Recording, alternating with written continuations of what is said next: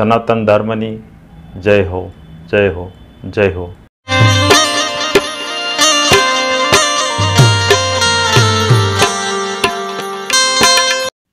જય ગુરુ મહારાજ, જય ગુરુદેવ, જય સિયારામ. હું વૈદ્ય ચંદુભાઈ ચલાળિયા, મારો અનુભવ ચેનલ ભાવનગર. તો આજે રવિરામ સાહેબની વાણી. કહે રવિરામ માયાને ઓળખ. આ વાણીની અંદર રવિરામ સાહેબે માયાની ઓળખાણ કરાવી છે આપણને. 2-3 દાખલા આપ્યા છે માયાને ઓળખવા માટે. તો વિના વિચાર સકલ જગ ભૂલે, જ્ઞાન વીણ ગૂંચવાય, રામ માયા મૂળે નાય. માયા મૂળમાં છે જ નહીં, હકીકતમાં માયા છે જ નહીં. એવું કહે છે, માયા મૂળે નાય. પણ વિના વિચાર સકલ જગ ભૂલે. જો વિચાર ન કરે, રવિરામ સાહેબ કે વિચાર ન કરે તો સકલ જગ એટલે આખું જગ ભૂલે અને જ્ઞાન વીણા ગૂંચવાય. માયામાં એમાં ને એમાં ગૂંચવાય. જો ગુરુ કૃપાથી માયાની ઓળખાણ થઈ જાય તો બધી ગૂંચવણ મટી જાય. માટી કેરા બન્યા માળિયા, ચિત્રો વાઘ ચિતાવે. માટી કેરા બન્યા માળિયા, ચિત્રો વાઘ ચિતાવે. એટલે માટી કેરા બન્યા માળિયા એટલે માટીની જે દિવાલો જે હોય એમાં ચિત્રો વાઘ ચિતાવે. એટલે ચિત્રકાર જે છે ને એ વાઘને ચિત્રે, પણ એ વાઘને હાચો છે એવો બ્રહ્મ દેખી જીવ ભટક્યો. હાચો જ છે, આ માયા હાચી જ છે એમ માની અને જીવ ભટક્યો. તો વાઘ કિસ બીજ ખાય. વાઘ હાચો છે એવો જાણી ભ્રમ થયો અને ભાગ્યો. તો એ કઈ વાઘ ખાવાનો નથી. રામ માયા મૂળે નાય. એની જેમ વાઘ ચિતરેલો છે, હાચો નથી. એમ માયા જે દેખાય છે એ હાચી નથી. માયા માયા સિદ્ધ સાદ પુકારે, અસરજ એ જ કહાવે. હવે જે સિદ્ધ થઈ ગયા છે એ પણ માયા માયા નો સાદ કરે છે. હવે આની અચરજ થાય આપણને, એમ નવાઈ લાગે કે જે સિદ્ધ થઈ ગયા છે એ પણ માયા માયા કરે છે. તો એવા ભોરિંગ જેવા છીતરા ભોય પર દેખો એ કિસ બીધ ખાય. ભોરિંગ એટલે એરું થાય, સાપ. એરું જેવું એને એવું કીધું, એવા ભોરિંગ જેવા છીથરા ભોય પર. એટલે જે સાપ જેવું, છીથરું એટલે દોરડું. આવું જે પડ્યું છે ભોંય ઉપર છે દોરડું, પણ આપણને સાપ ભાસે છે, સાપ છે નહીં. તો એ કિસબીદ ખાય એ આપણને કરડવાનો નથી, છતાંય આપણે એનાથી ભાગીએ છીએ.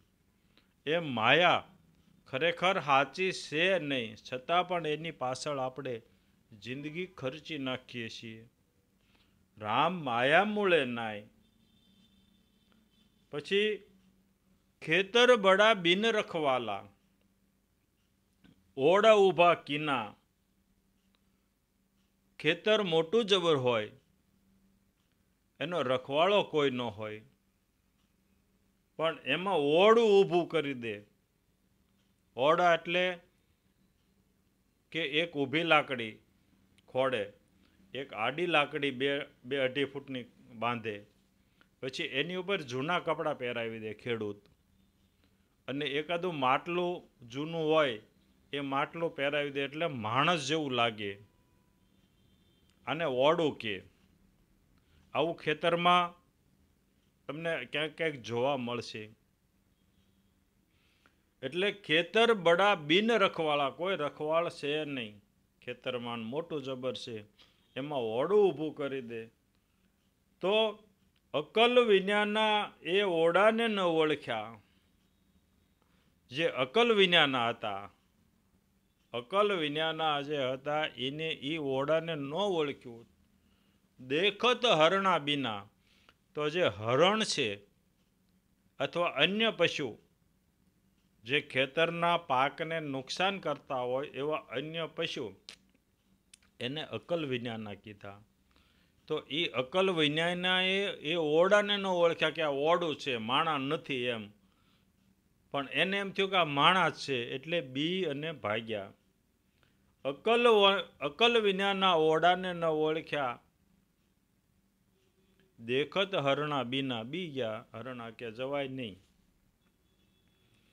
હવે અહીંયા મારા મત પ્રમાણે રવિરામ સાહેબ એમ કહે છે કે જેને માયાને ઓળખી નથી, જેને માયાને ઓળખી નથી એને રવિરામ સાહેબ અકલ વિનાના કહે છે. અકલ વિનાના એ ઓરડાને ન ઓળખ્યા. દેખત હરણા બીના, રામ માયા મૂળે નાય. વાણી છે નાની એવી, ખાલી તણત કડીની છે, પણ બહુ જબરજસ્ત છે. છેલ્લે શું કહેશે? માયાને ઓળખાવા માટે છેલ્લે શું કહેશે? કે માયા નિંદર સપના જેવી, ગુરુ વિના અંધિયારા. માયા નિંદર સપના બિન જેવી, ગુરુ ગમ વિના અંધિયારા. માયાને રાતનું સપનું, નિંદર એટલે ઊંઘનું સપનું કીધું માયાને. સપનું આપણે જોઈએ છીએ ત્યારે આપણને સાચું લાગે છે, પણ જાગ્યા ત્યારે આપણને ખોટું લાગે છે કે તો ખોટું હતું. એટલે કીધું માયા નિંદર સપના જેવી, ગુરુ ગમ વિના અંધિયારા. ગુરુ વગર અંજવાળું ન થાય. એટલે આ જે સ્વપ્ન છે એ ખોટું છે એવું ગુરુ ગમ થાય તો ખબર પડે. છેલ્લે નામાચરણમાં જબરજસ્ત કીધું રવિરામ સાહેબે. કહે રવિરામ કે તન જાગ્યા. કહે રવિરામ કે જે તન જાગ્યા, બ્રહ્મ હુઆ ઉજિયારા.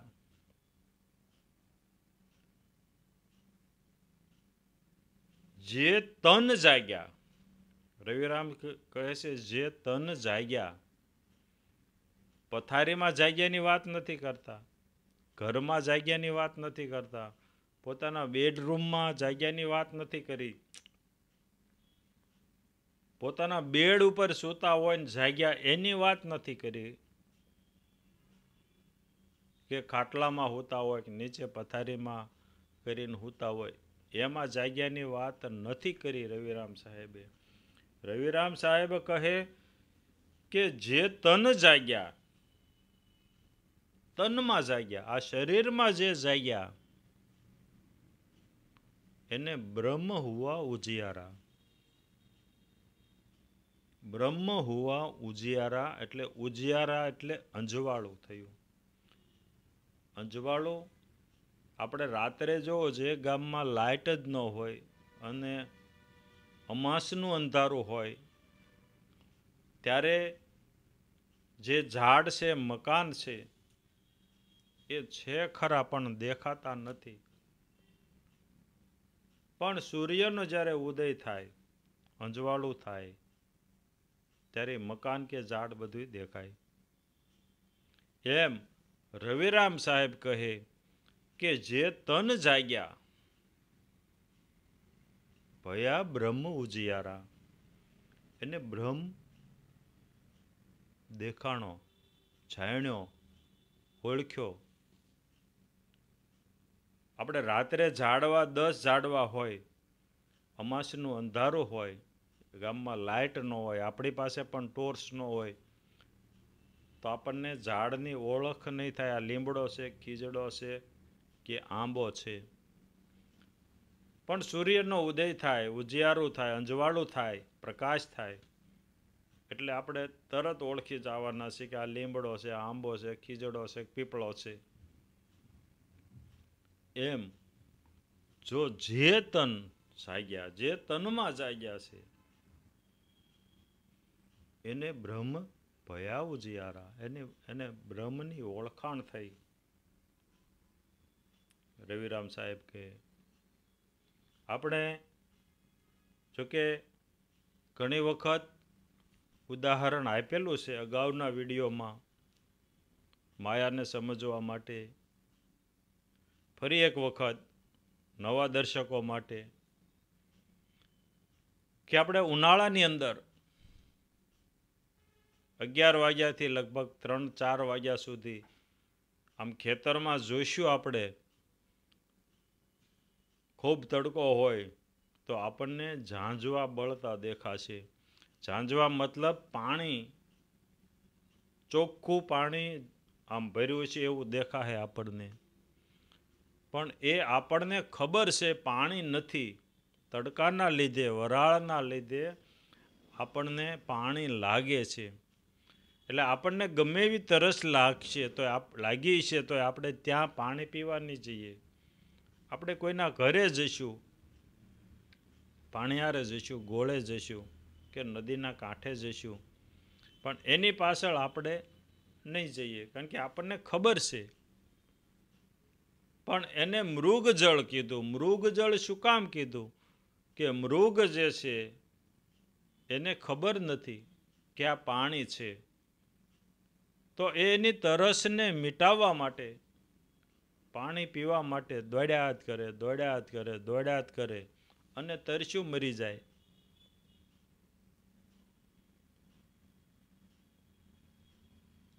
તો આ જે માયા છે એ માયા છે જ નહીં મૂળે, એવું કહે છે રવિરામ સાહેબ. મૂળમાં છે જ નહીં. અને આપણે એને પકડવા માટે, ભેગી કરવા માટે, બંગલા બનાવવા, મોટરો બનાવવા માટે, દુનિયામાં નામ કરવા માટે, સન્માન મેળવવા માટે, એવોર્ડ મેળવવા માટે, એ માયાની પાછળ ભેગી કરવા માટે દોડી દોડીને મરી જઈશું તરસ્યા. તો રવિરામ સાહેબ એવું કહે છે કે અકલ વિનાના, એને અકલ વિનાના કીધા. જે મૃગ છે એ તરસ્યું મરી જાય છે અને આપણે એ માયા ભેગી કરવા માટે જો મરી જઈશું ભેગી કરવામાં તો આપણે તરસ્યા મરી જઈશું. પણ આપણે કઈ તરસથી? આપણે જે આત્માની તરસ છે, આપણે પરમાત્માની જે તરસ છે એની વિના મરી જઈશું, એ તરસ્યા મરી જઈશું. આ રવિરામ સાહેબની વાણી અગાઉ પણ મૂકેલી છે, પણ જ્યારે જ્યારે ભજન સાંભળતો હોઉં ત્યારે બોલવાનું મન થઈ જાય છે. કેમ કે જે ભૂવા હોય, ડાકલા વાગતા હોય, આઘા બેઠા હોય પણ ડાક વાગતી હોય એટલે એને પણ ધૂણવાનું મન થઈ જાય, હાંકળ લેવાનું મન થઈ જાય. એમ જ્યારે જ્યારે આવા સંતોની વાણી સાંભળું છું ત્યારે અંદરથી આમ લોહી એટલું બધું ફરવા માંડે છે કે ન પૂછો વાત. જય ગુરુ મહારાજ, જય ગુરુદેવ, જય સિયારામ. આગળના વિડીયો જોવા માટે આ રીતે ચેનલ સબસ્ક્રાઈબ કરો.